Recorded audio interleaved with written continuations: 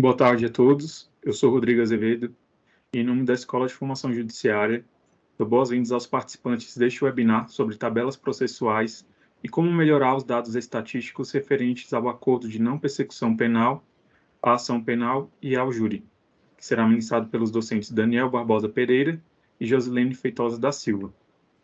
Sobre a forma de interação com os docentes, dúvidas e questionamentos poderão ser colocados neste chat.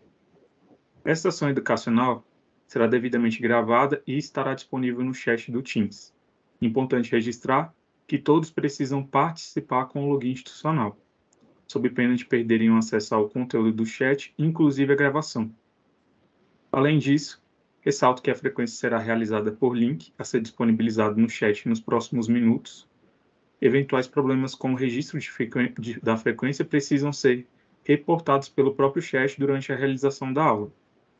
Recomendamos que os microfones sejam desabilitados quando não estiverem em uso, a fim de evitar intercorrência durante a aula. Por fim, desejo a todos um excelente curso. Passo agora a palavra aos docentes.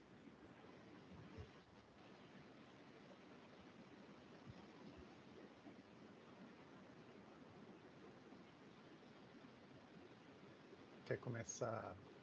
Quer fazer aquela introdução das datas? Ou vamos? Pode começar aí, se quiser. Se quiser falar sobre o que hoje está sendo realizado o sexto webinar, né? Sobre, como o Rodrigo já falou, em relação a como melhorar os dados estatísticos referentes ao acordo de não persecução penal, júri, né? E ação penal. E está com você, Daniel. Obrigado. Obrigada. Boa tarde a todos.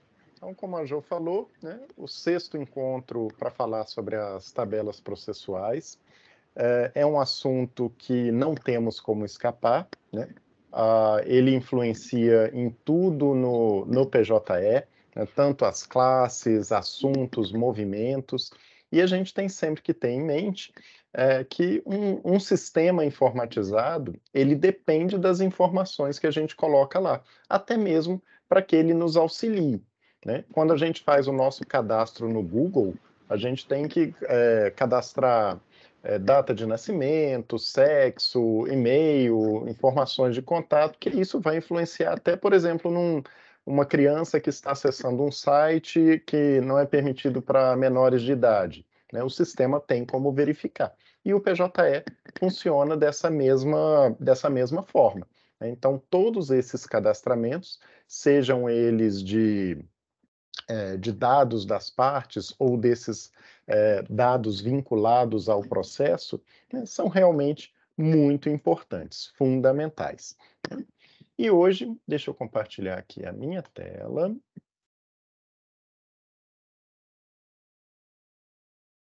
Hoje nós vamos falar um pouquinho a respeito aí das varas criminais, né? Em especial o ANPP, ação penal, e os procedimentos de competência do júri.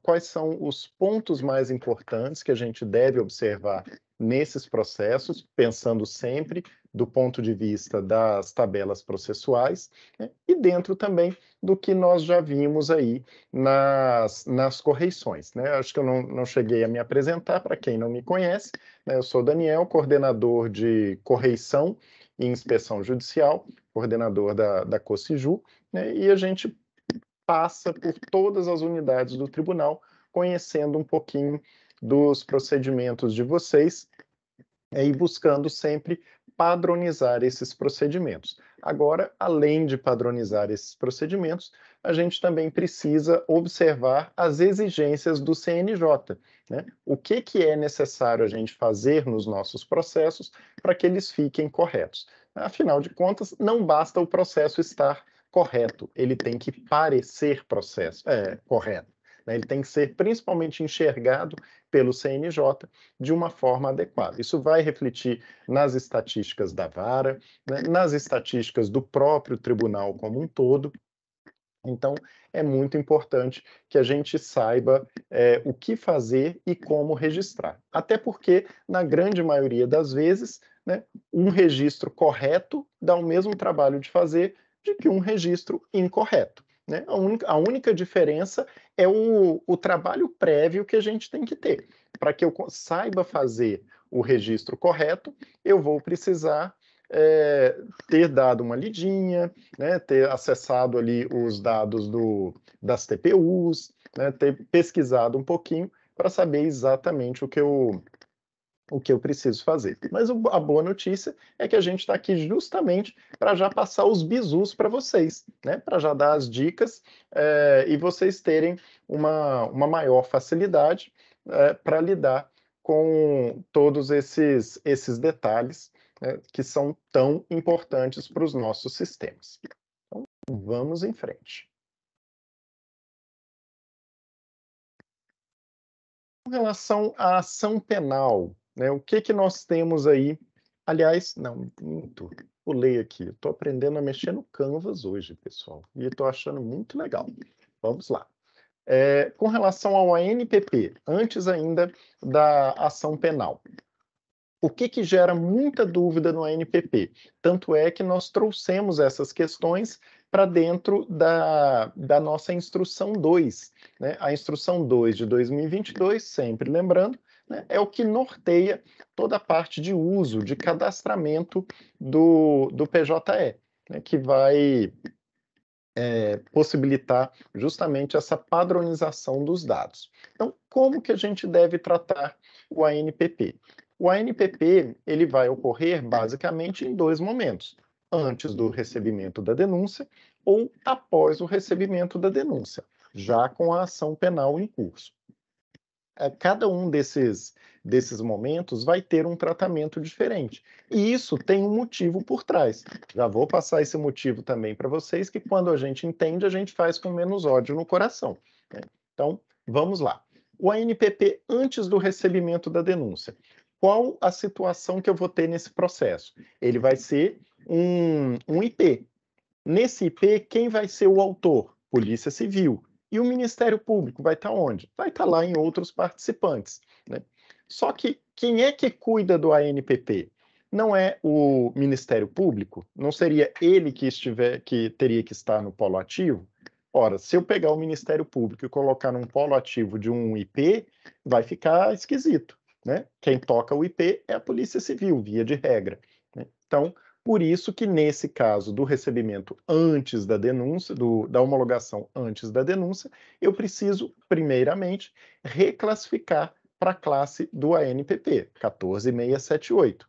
Né? Porque aí agora sim vai fazer sentido eu pegar o MP, inativar o MP lá em outros participantes, cadastrá-lo no polo ativo, pegar a Polícia Civil, inativar no polo ativo e cadastrá-la em outros participantes. Beleza. E aí, o que eu preciso fazer com o meu beneficiado? Eu vou deixá-lo suspenso no meu processo. Por que eu vou fazer a suspensão e não a baixa? Para facilitar a minha vida. Se vocês repararem bem, quando você baixa uma parte no processo, essa parte não aparece mais nas variáveis no PJE. Quando você colocar lá, para fazer uma certidão qualquer, que aparece lá polo ativo, polo passivo, o polo passivo vai ficar vazio, se eu baixar a parte. Se eu colocar a parte como suspensa, vai continuar aparecendo o nome do sujeito lá, na minha certidão ou na minha decisão. Né? Então, eu vou ter uma maior facilidade de visualização, de entendimento ali do meu processo. Os efeitos externos são os mesmos. A Jo vai até falar um pouquinho mais sobre isso para vocês. Tá? E com relação ao ANPP, depois do recebimento da denúncia? Bem, nesse caso, eu já tenho uma ação penal tramitando. Quem é o titular dessa ação penal? Já é o Ministério Público. Então, o Ministério Público já está lá no lugarzinho dele, no polo ativo. E a Polícia Civil já está lá em outros participantes, vida que segue. Ora, nesse caso, então, eu não devo reclassificar o meu processo. Ele era ação penal? Vai continuar com a classe ação penal. Mas e aí? Vai virar ANPP e pronto? Não. Aí eu vou sinalizar para o sistema que tem um ANPP ali pelo assunto. Cadastro o assunto 15056 ANPP. Tá? E o meu beneficiado, da mesma forma, será suspenso. Tá? Essas informações estão desse mesmo jeitinho para vocês lá na instrução 2. no artigo 33. Então, qualquer dúvida, né, bebam água da fonte, já vão direitinho lá na instrução, que vocês têm todas essas informações em relação ao ANPP. Eu estou vendo até aqui uma dúvida da Núria. Sim, Núria, há algum tempo a gente viu essas consequências, foram até os próprios usuários, foram vocês que passaram essa informação para a gente, que quando a gente baixava uma parte, as variáveis perdiam aquela parte, né? E aí a gente indicou para que sejam suspensos. Mas não precisam se preocupar, para fins de correição, né, vocês não vão ser punidos, digamos assim, se uma parte deveria estar baixada ou suspensa, né? Lembrando que a correção agora, nessa parte de cadastro, ela auxilia vocês. Então, pode até ser que a gente anote isso para ser corrigido, mas isso não vai ter pontuação nenhuma negativa. Mas a parte suspensa, ela veio justamente para facilitar para vocês, né? Para que vocês tenham uma visualização melhor, um uso melhor das variáveis do PJE. Com relação também ao ANPP, temos um outro detalhe importante. Eu acho que nesses outros webinários vocês já ouviram falar muito da importância dos movimentos, né? Temos que usar sempre os movimentos mais específicos de acordo com a situação que está sendo visualizada ali no nosso processo. Então, para o ANPP, também temos aí 3 movimentos-chave, né? Que é a decisão de homologação do ANPP. Então, veio lá a proposta do MP, né? Então vai ser homologada pelo juiz. Como é que isso vai ser homologado? Com uma decisão de homologação de ANPP. Tá? Ah, não, o sujeito não cumpriu as condições e agora virá uma revogação desse ANPP. Também tem um movimento próprio de decisão. Não é uma decisão que homologa? Então é uma decisão que revoga. Mesma lógica, né? Então tenho lá a 12734, que é a decisão de revogação do ANPP. Lembrando, pessoal, o PJE, ele nos permite associar o movimento aos nossos modelos. Geralmente a gente não tem um modelinho ali próprio para homologação do ANPP. O que eu vou fazer então? Vou lá na tela de modelos do PJE e já vou associar o meu movimento 12733 a esse meu modelo de homologação. Beleza, quando eu for fazer a minuta, ele já vai estar lá o movimento, eu só vou precisar complementar a informação de que para qual parte que está sendo homologado aquele acordo, né? Então, já agiliza a minha vida, evita de eu ter que ficar lembrando ali, opa, peraí, qual era o movimento do ANPP? Né? Então, já puxa lá direitinho. Do mesmo modo, uma vez cumpridas as condições, eu tenho ali o meu movimento de sentença, né, que é o julgamento de extinção da punibilidade em razão do cumprimento do ANPP. Né? Então, eu tenho aí esses 3 movimentos-chave, né, para eu utilizar sempre que eu tiver ali um ANPP no meu processo. Tá? Esses códigos também estão para vocês colocados lá na instrução 2, em caso de dúvida. E fica sempre a dica, né? Não esqueçam de associar esses movimentos aos modelos de vocês, lá na tela de modelos do PJE, tá? Os movimentos de decisão, despacho e julgamento e sentença, né? Eles sempre disponibilizam uma abinha onde você consegue associar o movimento, inclusive mais de um movimento, se for necessário, tá? E outro detalhe importante é que quando for homologado o ANPP somente para algum ou alguns dos réus do processo, aí é importante que a gente faça o desmembramento desse processo. Então vamos supor, tenho lá três réus no meu processo. 2 vão seguir em frente e para um deles foi homologado o acordo. Como é que vai ficar? Eu vou manter o meu processo para esses 2 réus originais, com todo o histórico de movimentações, documentos, tudo aquilo ali, porque é um processo, né, que vai tramitar com mais detalhes. E para esse meu réu, que foi feito o ANPP, eu desmembro, crio um novo processo, e aí naquele processo, que pode ser um ANPP, se ele tiver sido antes, né, do meu recebimento da denúncia, ou que vai ser mesmo uma ação penal, se essa homologação tiver ocorrido depois, aí ele vai seguir tranquilamente. Eu vou verificar as condições ali naquele processo desmembrado, né? E eu vou evitar confusão no rito desses dois processos, um lá na perseguição criminal e o outro suspenso pelo ANPP. Então, essa forma do desmembramento é justamente para buscar uma facilidade no controle desses processos. Tá? Essa mesma dica vale também para o 366. Né? Então, uma vez suspenso pelo 366 para um dos réus, o que eu vou fazer? Destaco esse réu do meu processo. Né? Os réus citados seguem no processo original e o réu suspenso pelo 366, ele vai para um processo desmembrado, né, aguardar ali o seu período de suspensão ou localização. Tá? E com relação... Peraí, deixa eu ver aqui. Agora sim. Com relação à ação penal em geral, o que aí que nós temos de importante? Né? Movimento de recebimento da denúncia. Ele é muito importante no nosso processo. Temos um movimento de decisão específico para esse fim. Em regra, toda ação penal precisa ter um movimento de recebimento de denúncia. Qual a exceção? Justamente essa daí, o desmembramento. Né? Porque no desmembramento, o movimento do recebimento de denúncia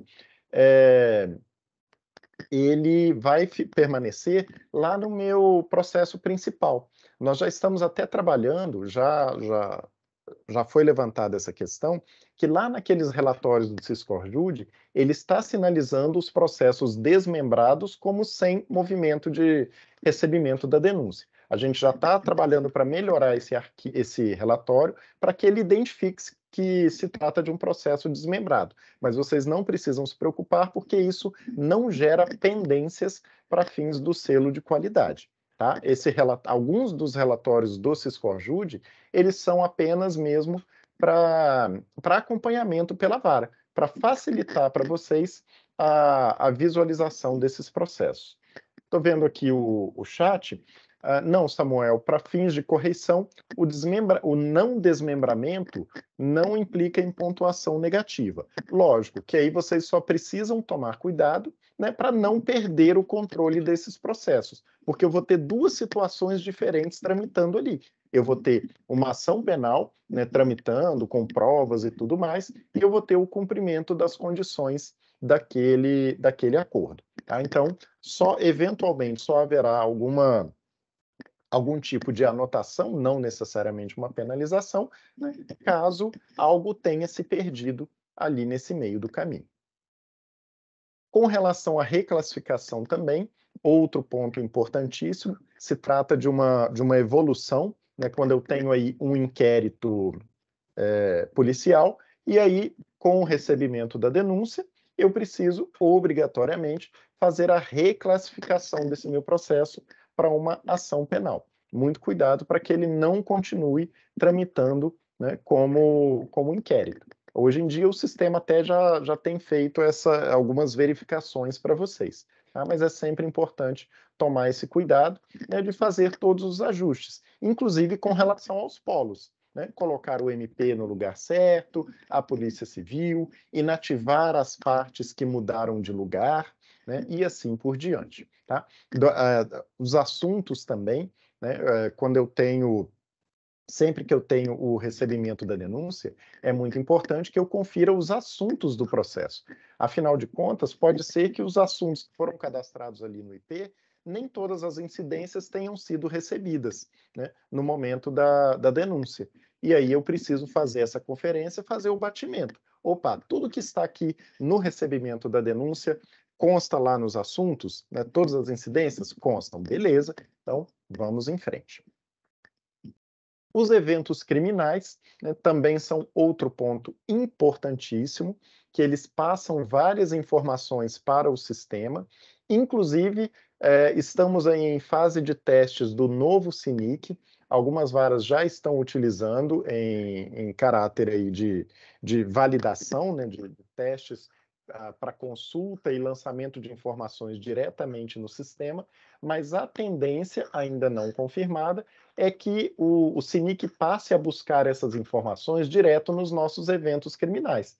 Então, nós estamos lutando aí junto com a Polícia Federal para que muito em breve, quando vocês cadastrarem uma informação nos eventos criminais, um arquivamento, um recebimento de denúncia, um julgamento, isso aí já vá automaticamente para o SINIC. A gente não precise mais fazer esses cadastramentos. Tá? Isso aí nós estamos tão ansiosos quanto vocês por isso.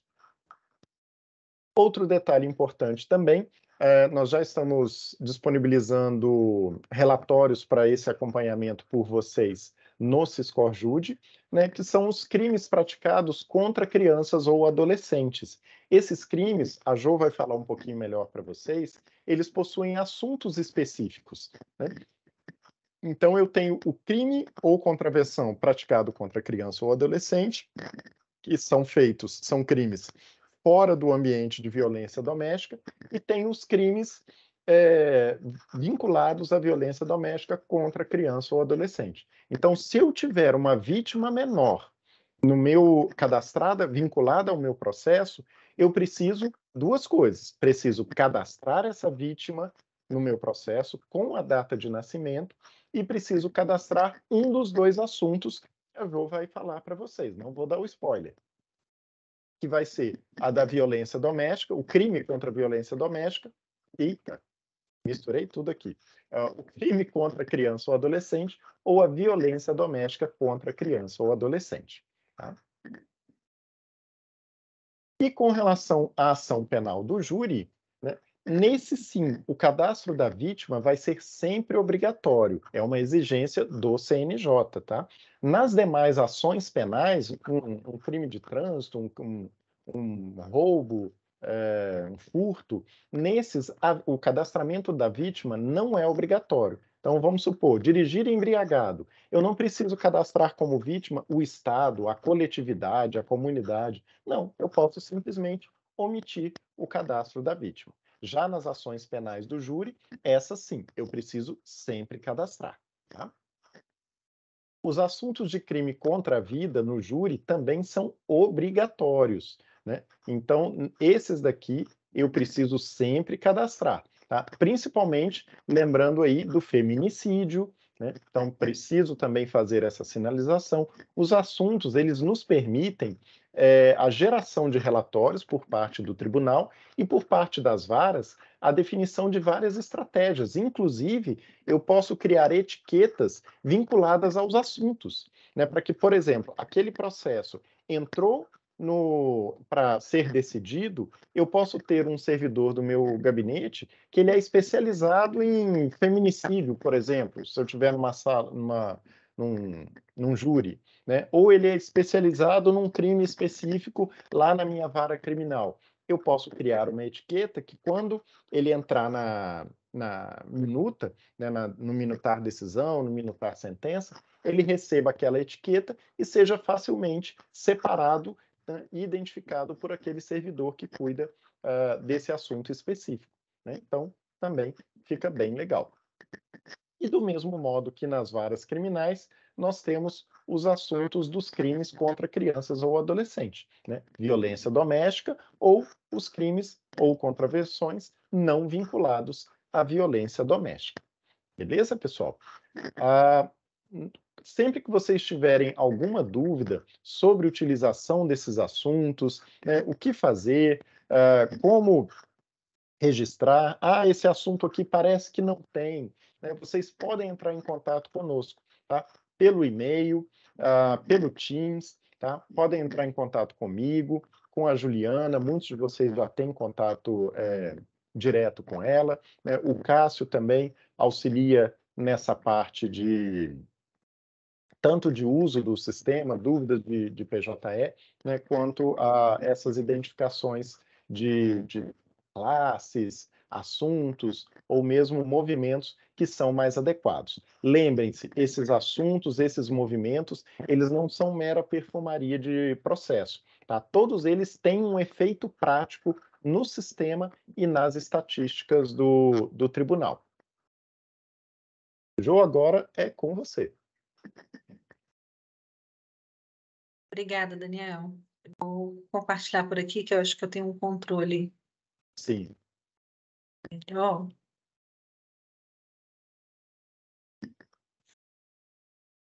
Então, boa tarde a todos e todas novamente. Vou fazer minha autodescrição. Sou uma mulher branca, de cabelos castanhos, estou usando óculos de grau e uma camiseta azul. Ao meu fundo tem um plano de fundo da Escola de Formação do Tribunal. Então, dando continuidade a tudo isso que o Daniel já bem explicou em relação a como melhorar os dados estatísticos referentes ao acordo de não persecução penal, à ação penal e ao júri, aqui a gente, quando se fala em tabelas processuais, é sempre bom lembrar qual a previsão legal, né? Então, trouxe aqui o artigo 28A do Código de Processo Penal, porque as classes, assuntos e movimentos que existem nas tabelas processuais levaram em consideração esse artigo. E, em relação à homologação do acordo de não persecução penal, conforme previsto lá no parágrafo 4º do artigo 28A, quando o magistrado for homologar o acordo, não é qualquer movimento de decisão de homologação que deve ser registrado no processo, mas apenas o movimento 12.733, homologado o acordo de não persecução penal, com a identificação do nome da parte no complemento do movimento. Daniel comentou também que esse movimento, ele pode ser registrado não apenas no momento do registro do ato, da decisão, como também associado previamente ao modelo de decisão, porque isso facilita, agiliza o registro da decisão pelo magistrado, tá? Então, o próprio cartório, o próprio gabinete, pode associar esses movimentos previamente lá no PJE. E, uma vez homologado o acordo de não persecução penal, é imprescindível que ele seja encaminhado à tarefa de manter processos suspensos, a NPP. No PJE, então, há uma tarefa própria para a suspensão do ANPP, embora nas tabelas processuais ainda não haja um movimento de suspensão. Nós estamos falando da homologação do acordo em termos de movimento e da suspensão do ANPP em termos de tarefa. Nós estamos trabalhando, né, Daniel, a gente vai solicitar ao CNJ a criação do movimento de suspensão do processo em virtude do ANPP. E nessa tarefa, inclusive, nós pretendemos propor ao NUCIS e à CODE PJE algumas modificações na tarefa, mas eu não vou dar o spoiler agora não, só quando já tiver o assunto mais adiantado. E aí, em relação à classificação do processo, é importante lembrar sempre, como o Daniel colocou, que se o acordo for proposto pelo Ministério Público em substituição à denúncia, por exemplo, o processo precisa ser classificado com a classe própria do acordo de não persecução. Agora, se o acordo já for proposto após a denúncia, aí não precisa reclassificar o processo quanto à classe, né? Mas é necessário que o processo seja identificado como assunto. Então, antes do oferecimento da denúncia, classe. Após o oferecimento da denúncia, assunto de NPP. E se as condições propostas pelo Ministério Público forem descumpridas, ou por alguma razão o juiz decidir pela revogação do acordo, também existe um movimento próprio, que é o movimento 12.734. Então, não é qualquer movimento, volto a frisar, existe um movimento próprio para a revogação do acordo de não persecução penal. Mesma coisa, a mesma ideia para a extinção da punibilidade. Então, se for extinta a punibilidade em razão do cumprimento do acordo, existe o movimento 12.735, específico para essa situação. Todos os três movimentos foram listados, mencionados na Instrução 2 de 2022 da Corregedoria, e são movimentos de decisão. Tá? Aqui, novamente, a gente traz um trecho lá do artigo 28A, que aí fala quando não se aplica o acordo de não persecução penal. Aí, quando para não aplicação do acordo de não persecução penal, para essas situações descritas aqui também na lei, existem hipóteses de classificação e movimentação disponíveis lá no SGT, como, por exemplo, para transação penal, tem assunto para identificar a transação penal, tem movimentos próprios. Então, se vocês consultarem o link, eu vou colocar também aqui no chat depois, é possível observar quais são os assuntos ao vocês pesquisarem pela descrição transação penal, vão verificar quais são os assuntos e movimentos próprios da transação. Então, em relação também à suspensão condicional do processo, a mesma coisa. Então, hipóteses em que não cabe o acordo de não persecução penal, eles também precisam ser classificados de acordo com as tabelas processuais.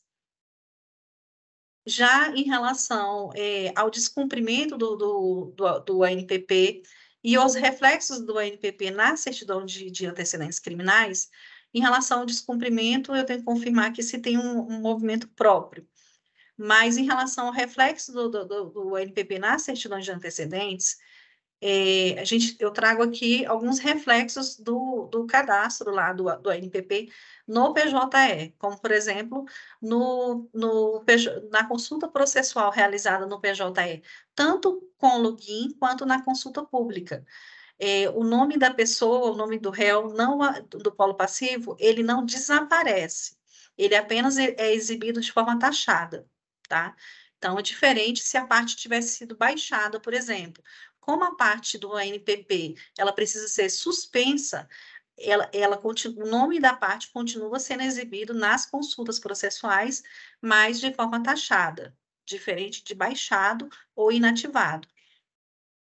Se tivesse sido baixado, por exemplo, não é o caso do ANPP, o nome nem apareceria na consulta. Já na certidão de distribuição, se a parte estiver devidamente suspensa, aí o processo não é exibido na certidão de nada consta, tá? Agora, se o processo estiver tramitando com a classe do ANPP, com o assunto, tem todos os movimentos registrados corretamente, e a parte não tiver sido suspensa, o nome da parte ele é exibido na certidão. Então, a suspensão da parte é imprescindível para resguardar os dados dela na certidão de distribuição. E já em relação à certidão de antecedentes criminais, o processo ele é exibido, tá? Então, é diferente da certidão de distribuição. Para avaliação pelos magistrados da questão da reincidência ou da concessão do ANPP em outro momento ou de outros benefícios. Então, o nome da parte é exibido, o processo é exibido na certidão de antecedentes criminais. Em relação já às classes de ação penal, agora mudando o assunto de ANPP para ação penal, como todos já devem bem conhecer, existem 4 classes bastante utilizadas, né? No caso do júri, tem uma classe própria de ação penal de competência do júri, que é a 282, ação penal de procedimento ordinário, 283, procedimento sumário, 10943, e o procedimento sumaríssimo 10944. Às vezes, existem hipóteses em que a gente disponibiliza classes que, em regra, seriam disponibilizadas aos juizados criminais, mas nós disponibilizamos também as varas criminais, tá? É bem comum, em virtude da conexão dos crimes, enfim, da declinação de competência, por diversas razões.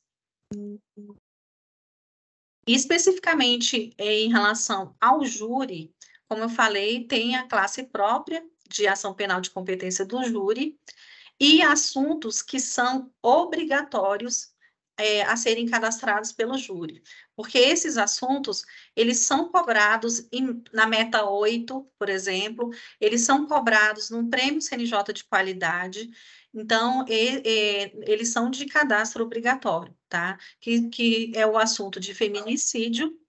Então, se o processo tiver sido classificado corretamente com a classe, com outros assuntos que identificam o crime, mas não tiver com o assunto de feminicídio, os júris serão prejudicados, por exemplo, na meta 8. Então, é imprescindível o cadastro desse assunto. A mesma regra vale para os assuntos de violência doméstica. né? Nós tivemos um encontro aqui, que foi o 4º webinar, que tratou sobre as medidas protetivas, e a questão da violência doméstica. Esses 3 assuntos, violência doméstica contra a mulher, o assunto 10949, também é cobrado na meta 8, e violência doméstica e familiar contra criança e adolescente, que é recente, novinho em folha, foi disponibilizado para vocês esse ano, em janeiro desse ano, no PJE. Ele é para ser utilizado no caso da lei Henri Borel, também a ser utilizado pelo júri, se for um crime contra a vida, né? E o assunto de crime e contravenção contra criança e adolescente, como o Daniel colocou, esse assunto, ele deve ser utilizado quando houver um crime contra criança e adolescente que não tiver ocorrido em contexto de violência doméstica. Por exemplo, um cara matou, né? Houve um homicídio contra uma mulher e uma criança, né? Matou a esposa e o filho. Deve-se utilizar o assunto 10949 e também o assunto 15174, tá? Podem ocorrer situações em que vocês precisem cadastrar os 3 assuntos ou só um deles. Depende muito do caso concreto. Então, isso vocês precisam avaliar de acordo com a incidência penal, por exemplo. É o que a gente sugere sempre na classificação dos assuntos. Observem a incidência penal. O inquérito chegou com 5 incidências, um exemplo, e o Ministério Público denunciou apenas com 3 incidências. Vocês vão classificar o processo de acordo com as incidências indicadas na denúncia, tá? E em relação à vítima no júri, como já consta na instrução 2 de 2022, a vítima ela deve ser cadastrada obrigatoriamente. Inclusive, se a vítima for criança e adolescente, a data de nascimento é super importante para a gente identificar quando se trata de criança e adolescente. Nós, inclusive, retiramos de algumas classes, a gente tem até que verificar a classe do júri também, mas de algumas classes que tramitam na competência de violência doméstica, nós retiramos 2 tipos de partes, 2 legendas, criança e adolescente. Agora, a criança e adolescente precisa ser identificada somente com o tipo de parte vítima. O que vai diferenciar se é um adulto, se é uma criança, é a data de nascimento, e o que irá diferenciar se trata de uma menina, um menino, uma mulher, é o sexo, tá? Então, vítima apenas com esse tipo de parte. Já em relação aos reflexos das ações penais na consulta processual realizada na intranet, na internet, na certidão de distribuição, na certidão de antecedentes, a regra é bem simples, né? Mais simples, inclusive, do que o NPP, porque se a ação penal estiver em tramitação, é possível realizar a consulta tanto pelo número do processo, como pelo nome da parte. Agora, o processo arquivado, o processo é exibido de acordo com o número do processo. Aí, claro que existem aquelas restrições, por exemplo, processo em segredo de justiça, nem pelo nome da parte, nem pelo número no processo, se eu não estiver enganada, o processo não é exibido. Em relação às regras de parametrização, o que são as regras de parametrização? São os casos de uso. Então, CNJ, como nós já há algum tempo vimos falando aqui, que tudo começa lá nos dados das tabelas processuais, classe, assunto, movimento, tipo de documento. Após a criação do dado na tabela processual, o CNJ cria as regras de parametrização, que são os casos de uso. Então, em relação ao NPP, o CNJ simplesmente considera que ele se trata de um incidente, né, um procedimento de incidente. Já a ação penal é um procedimento de conhecimento e eles consideram como um caso novo. E em que isso reflete? Se o processo estiver classificado com a classe de conhecimento e for uma classe considerada como um caso novo, eu trouxe, inclusive, a apresentação que nós fizemos lá no encontro 2, no segundo encontro do webinar, que tratou sobre o reflexo das metas, processo de conhecimento e caso novo entra na meta, tá? Então, se o processo, um exemplo, um processo estava classificado como inquérito policial, não estava na meta. partir do momento que ele foi reclassificado para ação penal, ele passa a contar na meta e fica pendente até que seja julgado, por exemplo, no caso da meta 1. Tá? Aqui eu trouxe alguns exemplos. O que são processos de conhecimento? O que são casos novos? São os processos de conhecimento distribuídos e processos que evoluíram para as classes de conhecimento. Então, casos novos para o CNJ não são apenas os processos distribuídos, são aqueles que também entraram, evoluíram para uma classe de conhecimento e passaram a ser contabilizados em determinado indicador. Nesse caso aqui, no indicador da meta 1. Aqui nesse link, vou colocar também no chat, é possível observar as regras de parametrização. Lá, vocês podem observar quais são as classes, por exemplo, consideradas como classe, que entram como caso novo, que são classes de conhecimento. Aqui eu trouxe um exemplo, também a mesma apresentação que nós fizemos lá no Encontro 2, que só para exemplificar a questão da reclassificação. Retificação de classe, evolução de classe, mudou a classe, foi para uma classe de conhecimento, ela passa a ser considerada na meta, o processo passa a ser considerado na meta. Mesma coisa para a meta 2, tá? Em relação ao julgamento dos processos mais antigos. Vou passar aqui um pouquinho.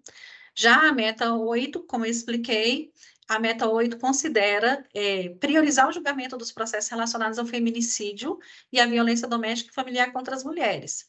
Então, nessa meta, é fundamental o cadastro, a classificação do processo com assunto de feminicídio e violência doméstica contra a mulher. Nós já atendemos muitos casos em que o próprio juiz questionava a estatística deles, porque não conseguia identificar quantas ações tinham sido julgadas, enfim, ou estavam pendentes de julgamento em relação ao feminicídio. E aí, quando nós fomos verificar, é porque os processos não estavam classificados como assunto de feminicídio. Chegou errado da Polícia Civil, enfim, do Ministério Público, continuou errado. Então, se a vara perceber a ausência de assunto que identifique a incidência penal que constou na denúncia, é necessária a inserção do assunto, tá? Principalmente nesses casos. E quando trouxe aqui um spoiler, né? A gente ainda não tem essa realidade aqui no tribunal, mas para vocês terem uma ideia do que virá por aí. Aqui a gente fala muito em reclassificação. O nosso tribunal e a maioria dos tribunais ainda faz a reclassificação gravando o movimento 10966. Vai lá na retificação da autuação, altera a classe e simplesmente o sistema grava esse movimento, tá? Automaticamente. Mas o CNJ inativou esse movimento já há algum tempo e criou 2 outros movimentos. Nós estamos nos adaptando a essa nova realidade ainda. Então, para eles, existe uma diferença entre retificar uma classe e evoluir uma classe. Retificar, nós já fizemos alguns estudos, e em parceria com a COCIX e a COCIJU, retificar, nós chegamos ao consenso que todas as classes podem ser retificadas, mas nem todas as classes podem ser evoluídas, porque a evolução vai depender da fase processual. Então, evoluir classe é alterar a fase processual. O processo nasceu como ação de conhecimento e vocês precisaram reclassificá-lo para evoluir a classe dele em virtude da alteração da fase, por exemplo, para cumprimento de sentença. Outro exemplo, processo nasceu como inquérito policial e vocês precisarão evoluir a classe para ação penal, tá? Então, o PJ ainda não foi adaptado para isso. Nós primeiro fizemos um estudo para identificar quais são as classes que poderiam ser evoluídas e pretendemos aí atualizar essas regras no PJE em breve. Porque essa questão de retificação e evolução de classe, inclusive, já está sendo cobrada em todas as metas. Por enquanto, a gente ainda está tendo que fazer um trabalho interno, enfim, para tentar chegar aqui, lá nos processos que já tem o registro desse movimento. E o reflexo das ações penais, por exemplo, no Prêmio CNJ de Qualidade de 2023.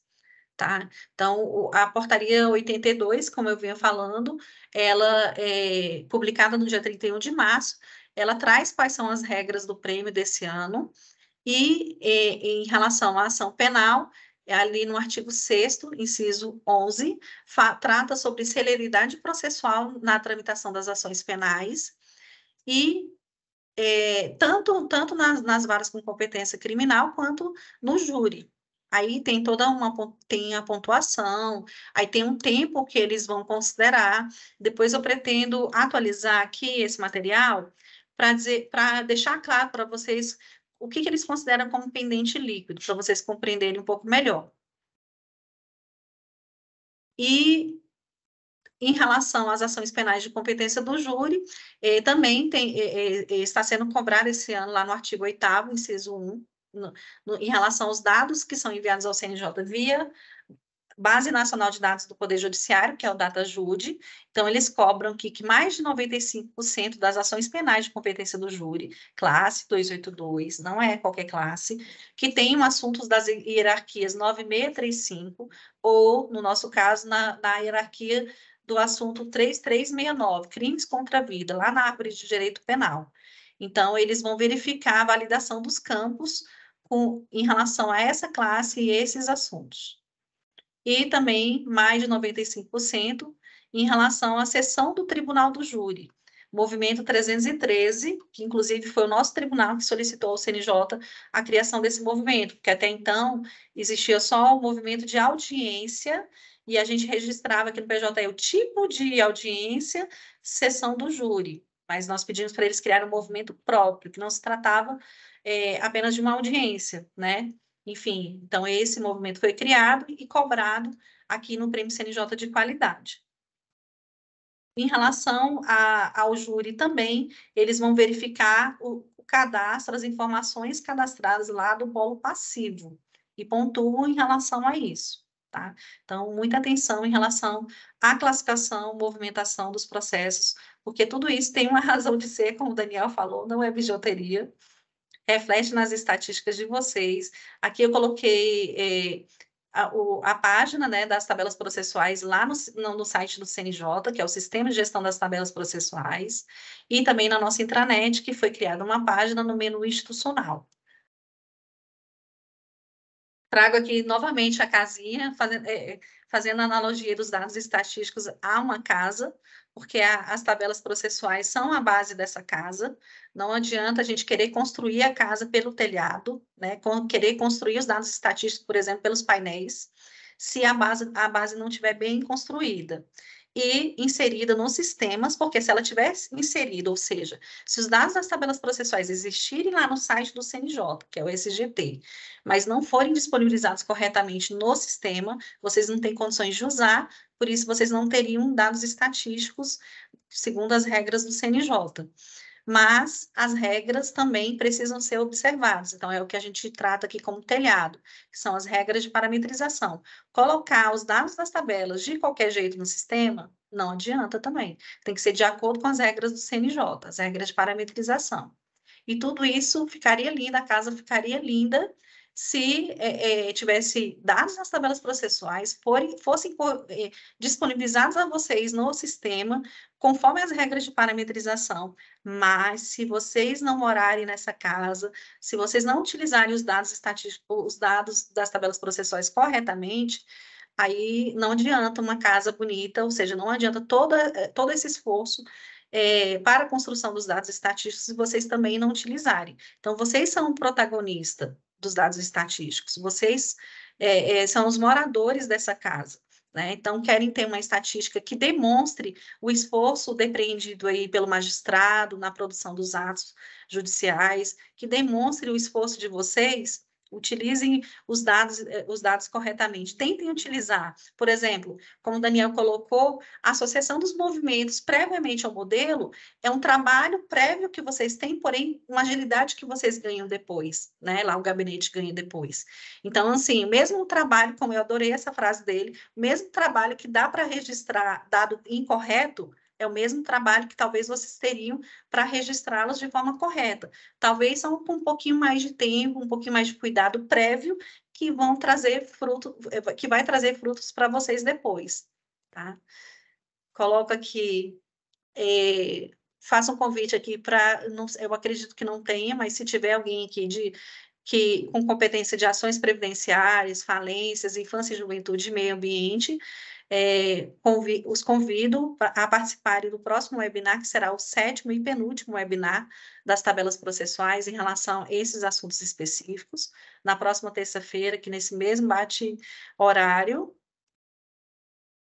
Coloco-me à disposição também, junto com a Rosana, a Janaína, aqui na COSISH, quando vocês precisarem de falar sobre tabelas processuais, por favor, não enviem um e-mail ao NUCIS. Eu era do NUCIS, tá, gente? Durante mais de 10 anos. E eu saí do NUCIS, mas continua na COSISH. Então, a gente podem nos chamar aqui direto no Teams, a gente atende ligação no Teams, inclusive. Eu não atendo mais telefone, eu chamo a pessoa no Teams, porque no Teams fica melhor para orientar, porque a gente demonstra, compartilha a tela. É uma ferramenta muito, para a gente foi muito útil a chegada do Teams. E, se forem questões direcionadas ao comitê, por favor, enviem e-mail ao CGTPU, tá? Inclusive, mesmo com o COSISH, até comentei com o Daniel, nós estamos concentrando todas as demandas das tabelas processuais no e-mail do CGTPU. O Daniel também faz parte, né? O comitê ele é presidido pelo Dr. Caio Brooklyn Simbonge e pelo Dr. Fernando Melo. Ambos são os presidentes, presidente e suplente do comitê, e esse comitê é composto por vários setores estratégicos aqui do tribunal, que tratam aí dos dados estatísticos. Então, envie e-mail ao CGTPU se precisarem também. Agora, se for uma questão, um problema mesmo do PJ em relação a tabelas processuais, aí vocês já podem abrir ordem de serviço. Lembre-se, eu estou desde o início dos webinars falando o seguinte: às vezes a pessoa pensa que é um problema do sistema a falta de um assunto, tá? Não é um problema do sistema, é às vezes só uma falta de disponibilização daquele assunto. Basta vocês enviarem e-mail para aquele e-mail que eu coloquei aqui para o CGTPU, tá? Ou nos chamarem no Teams. Outra questão também que acontece bastante, às vezes vocês abrem ordem de serviço desnecessariamente. Às vezes vocês não veem um assunto porque a competência do processo está errada, tá? Isso acontece muito, por exemplo, no juizado de violência doméstica, que cumula competência civil e criminal. Então, ele está lá tentando achar, por exemplo, esses assuntos da lei em Borel e não consegue localizar, mas a gente vai olhar, o processo está na competência civil. Para isso, não precisa abrir ordem de serviço. Se quiserem, podem nos enviar e-mail, mas nem e-mail seria necessário, basta vocês olharem a competência do processo. Está na competência criminal, e mesmo assim eu não vejo o assunto, ok, vocês enviam o e-mail para a gente. Agora, vocês querem ver um assunto criminal, mas o processo está na competência civil, basta vocês alterarem a competência do processo. Então, vocês vão encaminhar o processo para aquela tarefa, corrigir a competência do processo que está disponível a partir da tarefa adotar providências lá dentro do PJE. Tá? Agora, se vocês perceberem questões que precisam ser atualizadas lá na página do CNJ, em relação à classe, assunto, movimento ou tipo de documento, aí, nesse caso, nosso comitê interno, o Comitê das Tabelas, precisa apreciar. Então, aí vocês precisam abrir um processo no SEI e apresentarem um pedido de vocês, com a justificativa, a previsão legal, que a gente vai submeter à apreciação do comitê e, se aprovado, encaminhar ao CNJ. Tá? Via SGT, que é o sistema deles, Sistema de Gestão das Tabelas Processuais. No mais, era isso. Estou à disposição, quero agradecer o interesse de vocês, paciência, tá? Muito obrigada e contem conosco.